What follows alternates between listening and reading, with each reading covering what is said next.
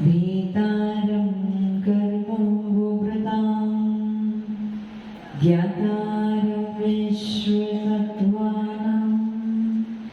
वन्दे तद्गुणे लब्धे वन्दे तद्गुणे लब्धे वन्दे तद्गुणे लब्धे।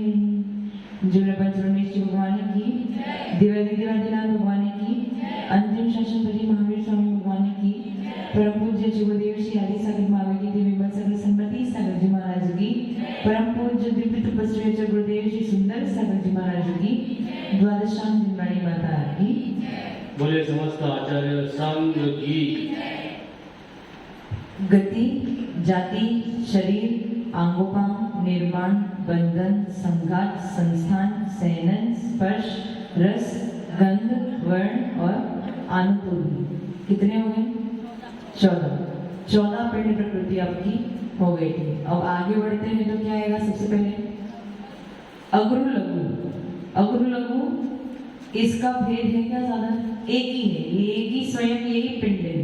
जैसे गति के 4 भेद थे, जाति के 5 भेद थे, फिर गत्यानुपूर्वी के भी 4 भेद थे, आंगोपांग के 3 भेद थे, शरीर के 5 भेद थे, बंधन संघात इनके भी 5 भेद थे, संस्थान के 6, सैनन के 6, परंतु निर्माण एक ही था। उसी प्रकार से अगुरु लघु एक ही है और ये एक पिंड प्रकृति है।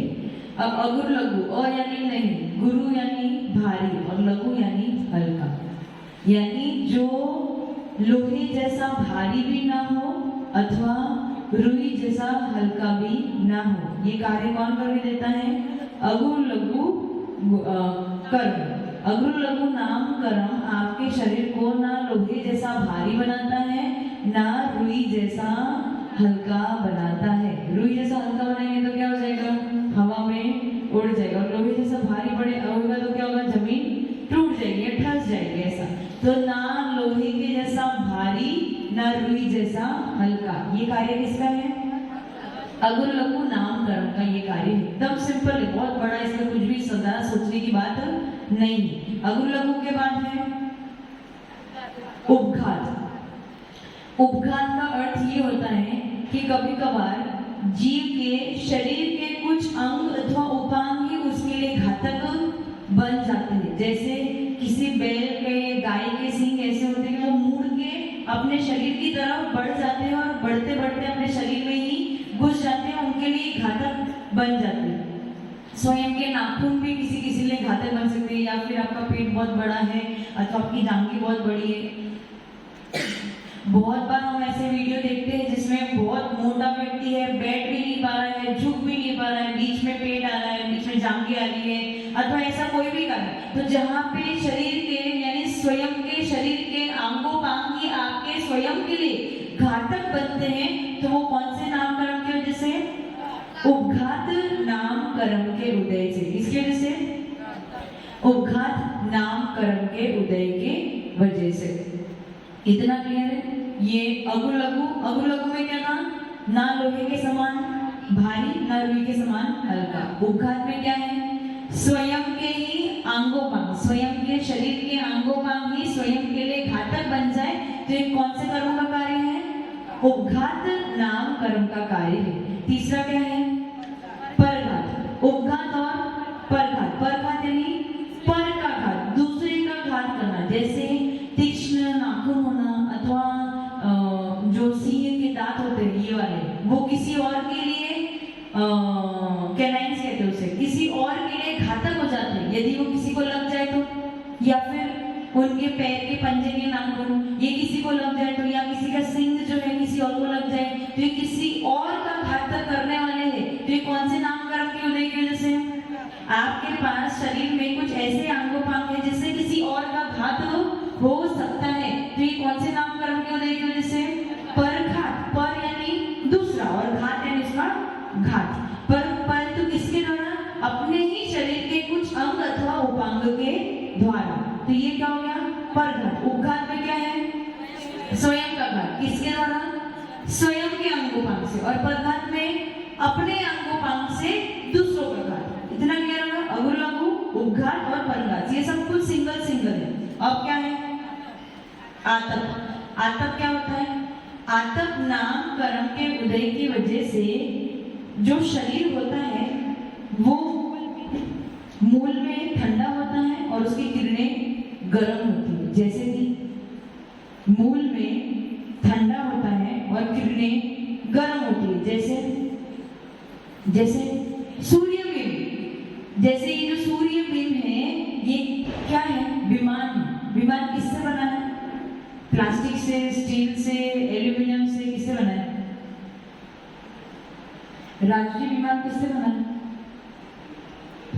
क्या? किसी न किसी पदार्थ से तो बना है, बिना पदार्थ के कुछ बन नहीं सकता है। रत्न से।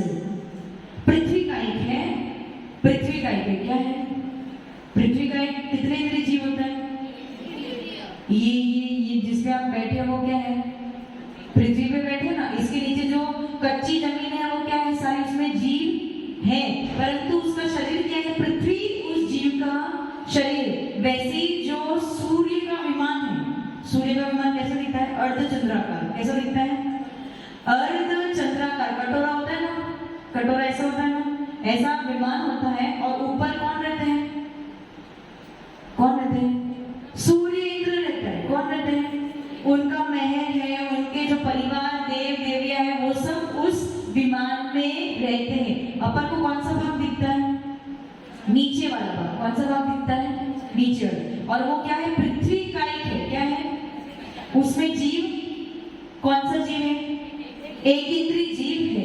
अब इसकी विशेषता ये है कि जो पृथ्वी का एक जीव है ना, इसका आतप नाम कर्म का उदय है। जो उस विमान में पृथ्वी का एक जीव है उसमें आतप नाम कर्म का उदय है, जिसकी वजह से जो सूर्य का विमान है उसका शरीर कैसा है? उस विमान को कोई छुएगा तो कैसा लगेगा? ठंडा। मूल में ठंडा, परंतु उसकी किरणें गर्म। समझ में आया मैंने क्या बोला? मूल में कैसा है? विमान यदि छुएंगे तो आपको कैसा लगेगा? ठंडा। आप विमान के पास में जाओगे तो कैसा लगेगा? ठंडा, परंतु उसकी किरणें कैसी हैं? गर्म। इसीलिए अभी शीत ऋतु क्यों है? शीत ऋतु इसलिए है कि सूर्य जो विमान है अभी वो कहाँ पे आ रहा है? अपने नजदीक आ रहा है। कहाँ पे आ रहा है? वो 6 महीने के लिए अपने नजदीक आता जाता है और 6 महीने के लिए अपने से दूर चला जाता है। जब दूर चला जाता है तो ठंडी कम हो जाती है और गर्मी, किरणें अपना प्रभाव ज्यादा डालती है। और जब वो अपने नजदीक आ जाता है तो उसका शरीर, जो पृथ्वी का एक विमान है, उसका शरीर अपने पास में आ जाता है, इससे ठंडी बढ़ जाती है, किरणें का प्रभाव कम हो जाता है। समझ में आया? समझ में आया? विमान कैसा है? अर्धचंद्रा आकार। कैसा है? अर्धचंद्रा आकार का कटोरे के जैसा। कैसा है? जिसमें आप सब्जी बगाड़ते हो ना, क्या बोलते हो उसे? कढ़ाई। कढ़ाई नीचे से कैसी होती है? आपको नीचे से देखोगे तो गोल लगेगी, लेकिन ऊपर उसमें पोली होती है। तो वैसे ही यहाँ पे भी वो अर्धचंद्राकार है। ऊपर कौन रहता है? सूर्य देव रहते हैं। कौन रहते हैं? उनका महल है, वहाँ पे प्रासाद है। उस प्रासाद में अकृत्रिम चैत्यालय भी है। जिस अकृत्रिम चैत्यालय के दर्शन किसने किए थे? भरत चक्रवर्ती ने अपने जो 84 खंड का महल था उसके ऊपर खड़े होकर उन्होंने दर्शन किए थे। कब किया था? मकर संक्रांति के दिन। किस दिन? आपकी मकर संक्रांति कब आती है? वो 14 जनवरी नहीं, 14 जनवरी नहीं है। जिस दिन माघ का महीना पूर्ण होकर पोष का महीना लगेगा। माघ नहीं, सही, माघ का महीना पूर्ण होकर पोष का महीना लगेगा। हाँ सॉरी, पोष का पूरा होगा और माघ का लगेगा। मैंने उल्टा बोल दिया। पोष का महीना पूरा होगा और माघ का महीना लगेगा, उस दिन मकर संक्रांति का दिन होता है। ये 14 जनवरी को मकर संक्रांति सब लोग बनाते हैं, वो एक्चुअल मकर संक्रांति नहीं है। मकर संक्रांति कब होती है? जिस दिन पौष का महीना पूर्ण होता है, माघ का महीना प्रारंभ होता है, उस दिन मकर संक्रांति होती है। उस दिन सूर्य विमान सबसे नजदीक होता है। कहाँ पे होता है?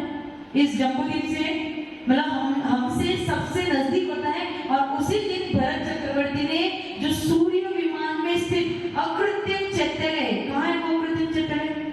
सूर्य देव के प्रासाद में जो अकृत्रिम चैत्यालय है उसके दर्शन उसमें कौन है, कौन से भगवान है? पद्मप्रभु भगवान, चंद्र भगवान है। कौन? चंद्र भगवान है। चंद्र भगवान चंद्रमा में और पद्म भगवान सूर्य में। कब से चंद्र भगवान? अनादिकाल से। हाँ राजू जी, चंद्र भगवान कब से? आपके चंद्र भगवान कब से? नहीं पता आपको? अनादिकाल से। वाह। और पद्म भगवान कब से? वो भी अनादिकाल से। अच्छा एक मिनट, महावीर स्वामी भगवान कब से? माइक ले लो। चंद्र भगवान बैठे बैठे बता दो। अनंत काल। वाह। पद्म भगवान? हाँ तो माइक पे बोल दो ना, बोलो। अनंत काल। अनंत काल से, वो अनादिकाल से, वो अनंत काल से। और महावीर भगवान अभी अभी के 24 और कब से? तीर्थंकर महावीर जिनकी वाणी खीरी थी, अब जब सिद्ध में चले गए, वो कब से? चतुर्काल के अंतिम दिन। वो अभी अभी के, परंतु चंद्र भगवान और पद्म भगवान अनादिकाल से। एक अनादिकाल से, एक अनंत काल से। चतुर्काल में होंगे तो अनादिकाल से तो नहीं है ना। तो अब ऐसा हो सकता है कि उस सूर्य विमान में जो अनादिकाल से अकृत्रिम रचना है, किसी ने बनाई? सूर्य विमान को किसने बनाया? क्या अकृत्रिम रचना है? तो क्या ऐसी अकृत्रिम रचना में जो अनादिकाल से, क्या वहां पे पद्म भगवान हो सकते हैं क्या? कोई जाके पद्म भगवान की मूर्ति रख के वहां पे हो सकते हैं क्या? तो वहां पे किनकी मूर्ति होगी? अकृत्रिम चित्र में किनकी मूर्ति होगी? अरिहंत भगवान की। अरिहंत भगवान ने बिना चिन्ह के, जिनका केवल ज्ञान कहता है, कोई चिन्ह नहीं है, केवल अरिहंत परमेश की है। ऐसे अरिहंतों की और सिद्धों की मूर्ति हो सकती है, लेकिन पद्म प्रभु या चंद्र भगवान की मूर्ति क्यों नहीं हो सकती? क्योंकि वो तो अभी अभी के है, परंतु ये विमान कब के हैं? अनंत काल से। अनंत काल में तो हर 24 में अलग अलग मूर्ति जाके विराजमान करेंगे। क्या ऐसा होता है कि इस काल में पद्म प्रभु विराजमान कर दिया, अगले काल में किसी और को विराजमान करेंगे? ऐसा होगा क्या? वो बात नहीं है। अकृत्रिम चैतन्य में क्या कोई अभी के 24 तीर्थंकर में से कोई भी हो सकते हैं क्या? नहीं हो सकते। क्यों नहीं हो सकते? कि वो अकृत्रिम व्यवस्था है, किसी ने बनाई हुई, किसी देव के द्वारा रचित हुई नहीं है। समझ रहे हैं? ये जो भ्रांति आपके मन में है कि सूर्य के विमान में भरत चक्रवर्ती ने पद्म प्रभु भगवान के दर्शन किए, वो बिल्कुल भी गलत। हाँ, अकृत्रिम चैतन्य में जो मूर्ति विराजमान हुई होगी, अरिहंत भगवान की जो मूर्ति होगी, उनके दर्शन किए थे। किस दिन किए थे? उस दिन क्या होता है? सूर्य कहाँ पे होता है? बिल्कुल अंदर वाली गली में होता है, अपने बिल्कुल नजदीक होता है। और जब नजदीक होता है तो ठंडी, क्यों ठंडी ज्यादा क्यों होती है? क्योंकि आतप नामकरण का जो कार्य है, उसकी वजह से उसका जो विमान है वो तो कैसा है? बिल्कुल ठंडा, परंतु उसकी जो किरणें निकलती है वो कैसी है? गर्म। इसलिए जब वो विमान अपने नजदीक में आता है तो ठंडी के दिन बढ़ जाते हैं, और जब वो दूर जाता है तो ठंडी के दिन, मतलब गर्मी के दिन बढ़ जाते हैं। क्लियर हो गया? तो ये आतप नामकरण का उदय केवल और केवल एक इंद्रिय में, पृथ्वी काई में ही पाया जाता है, अन्य किसी में भी नहीं पाया जाता है। समझ में आया? ये जो आतप नामकरण है, आप में पाया जाएगा क्या? शरीर मूल में ठंडा, किरणें गर्म, ऐसा है? नहीं। ये केवल एक इंद्रिय में, एक इंद्रिय में भी किसके पास? पृथ्वी कायिक जीव के पास ही पाया जाएगा, बाकी किसी के पास भी नहीं पाया जाएगा। वो पृथ्वी जो है, जो विमान की पृथ्वी है, वो तो पुद्गल है, उसका कुछ काम नहीं, लेकिन उसके अंदर जो जीव बैठा है ना, उसका नामकरण, आतप नामकरण का उदय है, जिसकी वजह से वो पृथ्वी को उसने कैसा बना दिया है? ठंडा। और उसकी किरणें को कैसे बना दिया? गर्म। समझ में आ रहा है मैं क्या कह रही हूँ? राजू जी, वरुण जी, कुछ कभी कभार क्लास में आते हो। वकील साहब, समझ में है? हाँ, प्रश्न। यहाँ नमस्ते महाराज, यहाँ सेठों का मंदिर है, उसमें मूल नायक तो आदिनाथ भगवान है, तो साइड में सिंधीनाथ भगवान है, लेकिन इस साइड में चिन्ह नहीं है, तो क्या अरिहंत भगवान है? तो पहले चिन्ह थे और हट गए। वो तो आप ही बता सकते, चिन्ह थे और हट गए। अगर बिना चिन्ह के हैं तो अरिहंत भगवान होंगे, परंतु बाल भी नहीं है, नख भी नहीं है, तो वो सिद्ध भगवान की मूर्ति होगी। नहीं, चिन्ह था पहले, लेकिन हमने जब से जन्म लिया तब से वो चिन्ह नहीं देखा। अगर पहले चिन्ह था तो कोई ना कोई तीर्थंकर की मूर्ति होगी, परंतु वो चिन्ह मिट गया होगा, इसलिए नहीं दिख रहा है, लेकिन कोई तीर्थंकर की ही मूर्ति होगी।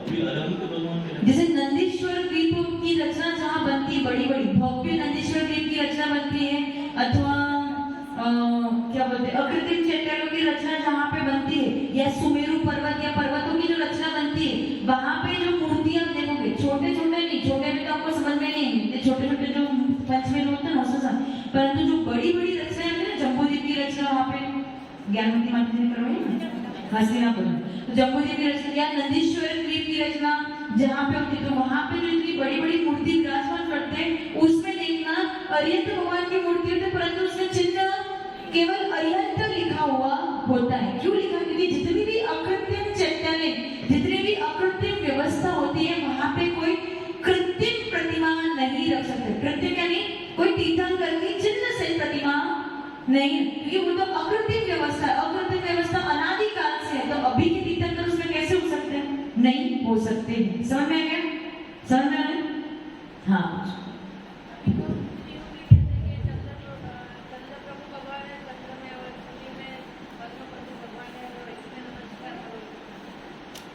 समझ में नहीं आया प्रश्न।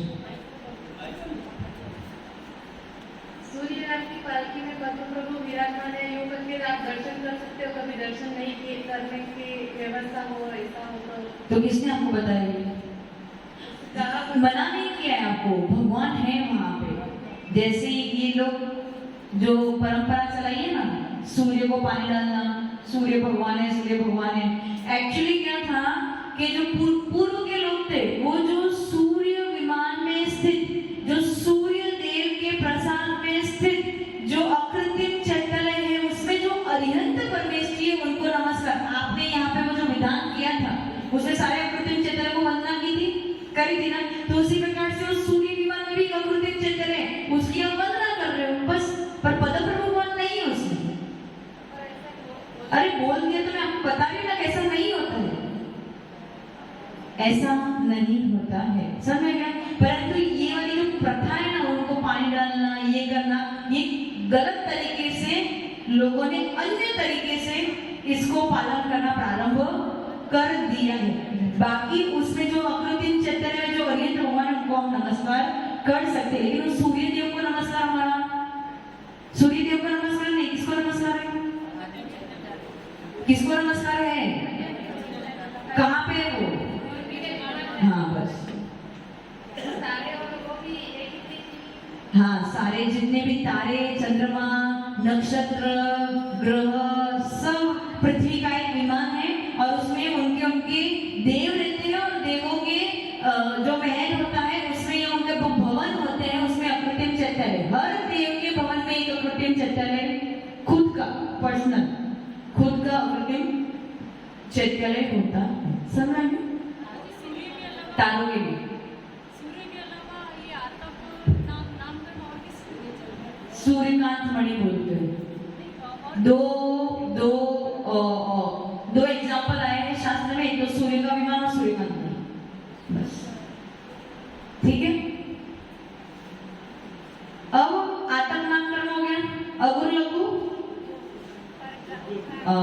उपघात, परघात और आतक। आतक का काम क्या है? मूल में ठंडा और किरणें किसमें पाई जाती है? आतक नामकरण कौन से इंद्रिय जीव में? ओनली एक इंद्रिय जीव, उसमें भी केवल और केवल पृथ्वी कायिक में ही पाया जाता है। अब वैसे ही आगे क्या है? उद्युत। उद्युत नामकरण के उदय के कारण शरीर मूल में ठंडा होता है और किरणें भी ठंडी होती है। उद्युत नामकरण के कारण क्या होता है? शरीर मूल में भी ठंडा होता है और किरणें भी ठंडी होती है। जैसे चंद्रमा का विमान, चंद्र का जो विमान है वो मूल में भी और उसकी किरणें भी ठंडी है। और उद्युत नामकरण का उदय एक इंद्रिय से लेकर पंच इंद्रिय तक पाया जा सकता है, इसमें कोई बाधा, जैसे वो जुगनू होता है ना, चमकते हैं ना, लाइट नहीं हो तो आपको चमकते हुए दिखते हैं ना। जुगनू एक एग्जाम्पल, ऐसे बहुत सारे एग्जाम है जहाँ पे कुछ चमकता है, उनके शरीर से कोई ना कोई पदार्थ चमकता है, तो वो जिसकी वजह से उद्योत नामकरण के उदय के कारण मूल में भी ठंडा होता है और उसकी किरणें भी ठंडी होती है। समझ में आ गया? आतम नामकरण में ऐसा था कि वो केवल एक ही इंद्रिय में पृथ्वी का एक में ही पाया था, लेकिन उद्योत नामकरण पाया जा सकता है। ओके, चंद्र के लिए भी सेम यही कथा है। कैसा है वो? अर्धचंद्राकार कढ़ाई के जैसा नीचे वाला भाग आपको दिखता है, वो पृथ्वी है और उसमें पृथ्वी में रहने वाले जीव का उद्योत नामकरण का उदय है, जिसकी वजह से वो पृथ्वी कैसी हो गई है? ठंडी हो गई, उसकी किरणें भी ठंडी हो गई। और उसमें कौन रह रहा है उस विमान में? चंद्र नाम का इंद्र रह रहा है और उसके महल में भी अकृत्रिम चैत्यालय है, जिसकी वंदना आप कर सकते हो। जब आप अकृत्रिम सारे अकृत्रिम चैत्यालय को नमस्कार करते हो तो उसमें सारे मतलब सारे सूर्य के विमान वाले, चंद्र के विमान वाले, तारे, जितने भी स्वर्ग है ऊपर, सर्व जितने जितने देव है, जितने देवों के जितने भवन है, हर भवन में एक अकृत्रिम चैत्यालय है। समझ में? क्लियर? अगुर लघु, उपगार, परगार, आतप, उद्योग। 5 हो गए, समय भी आपका हो गया, कल आगे वाले करेंगे। ओके, ओम नमः सिद्धे। ओम ह्रीं वागवादिनी द्वादशांगिनी हंसगामिनी वीणावादिनी शुद्धादवगा सानिपताय सरस्वतीभ्यो सरस्वतीभ्यो सरस्वतीभ्यो। जय बोलो द्वादशांगिनी